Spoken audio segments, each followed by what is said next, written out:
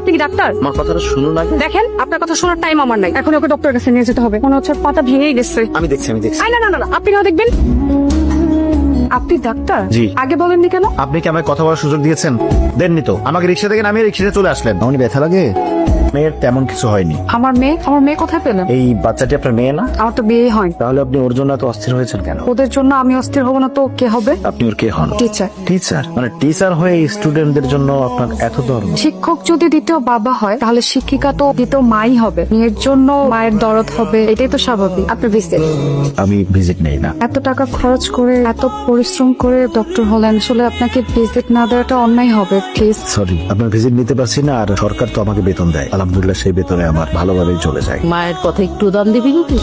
আমি কখন তোমার কথায় দাম দিলাম না বলো তো? তোরে আমি এতবার বললাম বিয়ে কর বিয়ে কর বিয়ে কর, কত সম্বন্ধ আসতেছে। যাদের আমি পছন্দ করি তারা আমার কপালের দাগ দেখে আমাকে না করে দেয়, আর যারা আমাকে পছন্দ করে তাদের আমার পছন্দ হয় না। আরে বাবা, এর মধ্যেই তো কাউকে না কাউকে বাঁচতে হবে। শোনো মা, সারা জীবন একটা অপছন্দের মানুষের সাথে থাকার চেয়ে সারা জীবন একা থাকা ভালো। হায় রে আমার পোড়া কপাল। শিশুকালে জয়কে বিয়ে করতে চেয়েছিলাম বলে সে আমার কপাল ফাটিয়ে দিয়েছিল। তোমার আঘাতের দাগ ক্ষত এখনো বয়ে বেড়াচ্ছে। আমি এখনো তোমাকে বিয়ে করতে চাই। আসসালামু আলাইকুম। আপনি হঠাৎ আমাদের গ্রামে? রোগী দেখতে আসছিলাম। শুক্রবার আপনি রোগী দেখেন? ডাক্তারের ধর্মই তো রোগী দেখা। ওই যে ওইটা আমাদের বাড়ি। আসুন না, একটু চা খেয়ে যাবেন। আজ না, চেম্বারে মনে হয় রোগী অপেক্ষা করছে, আরেকদিন আসবে। আবার কবে না কবে আসেন। আসুন না প্লিজ, মায়ের হাতে একটু চা খেয়ে যাবেন আর তার সাথে একটু পরিচয় হয়ে নেবেন। আমি আসছি। সরি, আজকে যেতে পারছি না মিস। রাহেলা। আসতে পারি? পেশেন্ট কোথায়? কেন, পেশেন্ট ছাড়া আসা যায় না বুঝি? আসা যাবে না কেন? কিন্তু আপনি সবসময় তো আপনার স্টুডেন্ট না হলে কোনো অসহায় মানুষকে নিয়ে আসেন, একা তো কখনোই আসেন না। ছোট থেকেই খুব ইচ্ছা ছিল ডক্টর হব। হতে পারি তো কি হয়েছে, অসুস্থ মানুষের সেবা তো করা যায়।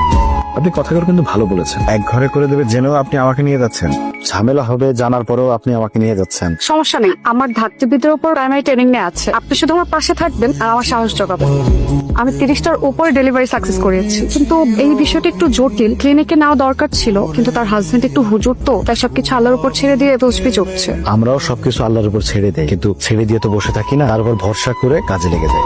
আসসালামু আলাইকুম চেয়ারম্যান সাহেব, ভালো আছেন তো? আরে ভালো থাকি কেমনে? তোমাকে বিচার করতে করতে তো আমার জীবনটা শেষ। আরে আপনার কাজই তো বিচার করা। তোমরা কি লেগে আইছো? আমরা তো একদম পথে বসে গেলাম।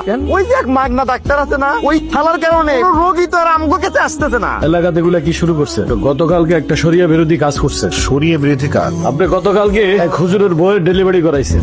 এখন ওনার অবস্থা ক্রিটিক্যাল ছিল, আমি না গেলে ওনাকে হয়তো বাঁচানো যেত না। নাউজুবিল্লাহ নাউজুবিল্লাহ, আপনি তার জীবন বাঁচাইছেন। আমি আসলে ওভাবে বলিনি যে আমি ওনাকে বাঁচিয়েছি। আমি আসলে ডাক্তার মানুষ, আমি ওনাকে সেবা দিয়েছি, আল্লাহ ওনাকে সুস্থ করেছে। আপনি দুইটা অপরাধ করছেন। এক নম্বর অপরাধ হলো আপনি একজন পুরুষ ডাক্তার হয়ে একজন মহিলা ডেলিভারি করাইছেন। দ্বিতীয় অপরাধটা হলো আপনি একজন অবিবাহিত মেয়ের সাথে ঢলাঢলি ঘষাঘষি করতেছেন। কিন্তু আমার এলাকায় সেটা তো আমি হইতে দেবো না। যেটা হচ্ছে কাকে বলছেন? আপনাকে বলছি। আপনি আপনার এই সাঙ্গ পাঙ্গ নিয়ে এই মুহূর্তে আমার এখান থেকে বেরিয়ে যান। আপনার মতো কুরুচিপূর্ণ মানুষের সাথে কথা বলার না রুচি আমার নাই। বেরিয়ে যান, বেরোন বলছি। দেখছেন চেয়ারম্যান সাহেব, ওই সবাই আপনাদের গেট আউট বলছে। Right, mind your language. ভাষার সঠিক ব্যবহার করবেন। এটা আপনাদের গ্রামের চেয়ারম্যানের উঠান নয়। আপনারা তো হাতুড়ে ডাক্তার, চিকিৎসা ঠিক মতো করেন না, বা আমার জন্য আপনাদের সুবিধা হচ্ছে না, এজন্য চেয়ারম্যানের সাথে জোট বেঁধে আসছেন আমাকে এখান থেকে তাড়ানোর জন্য।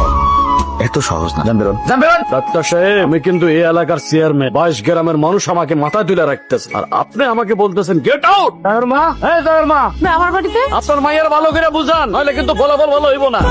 আপনি খুব ভালো করে আমার মেয়ের চিনেন, আর আমার মেয়ে অনেক জেদি, সেটাও আপনি জানেন। ওর কাছে যেটা ভালো মনে হবে সেটাই করবে। আপনার মায়ের লেখাপড়া শিখছে, এখন তো চোখ ফুটে গেছে গা।